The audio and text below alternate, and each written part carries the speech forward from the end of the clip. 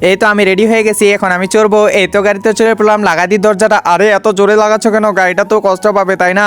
আচ্ছা ঠিক আছে, সরি। আরে বাবা তুমি কষ্ট পেও না, আমিও লাগা দিই। আরে এত জোরে লাগাচ্ছ কেন? বারবার বলতেছি না? আচ্ছা সরি। তাড়াতাড়ি এখন গাড়িটা স্টার্ট দিয়ে নি, নাহলে আর আবার কি কি যে করে। এই তো স্টার্ট দিয়ে দিলাম। আরে এটার ভিতরে আবার কি আছে? এটার ভিতরে তো দেখি লিপস্টিক আছে, এটা একটু লাগাই নি তো। আরে এরা গাড়িতে চলে এমন করে কেন? আমি কিছুই বুঝি না, গাড়িটা নষ্ট হবে তো। একটু সাউন্ডটা বাড়াই দিই। ওই ইয়াহু ইয়াহু। আরে নাচতে তো সেই ভালো লাগতেছে। এই এত জোরে সাউন্ড দেয় নাকি? একটু কমায় দিতে পারো না? হ্যাঁ হ্যাঁ দিচ্ছি তো, ভালো করে বললেই হয়, চিল্লানোর কি আছে। এই যে রিমা, উপরে উইন্ডশিল্ডটা খুলো তো একটু। হ্যাঁ খুলতেছি। আরে বাহ সেই লাগতেছে বাতাস।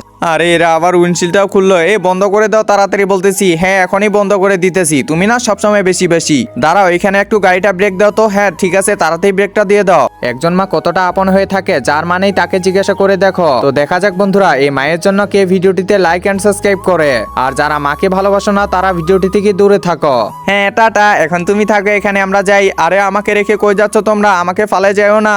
আরে আমাকে ফালায় যাও না, আমি যাবো কিভাবে এখান থেকে? তোমরা আমার সাথে এটা ঠিক করলা না।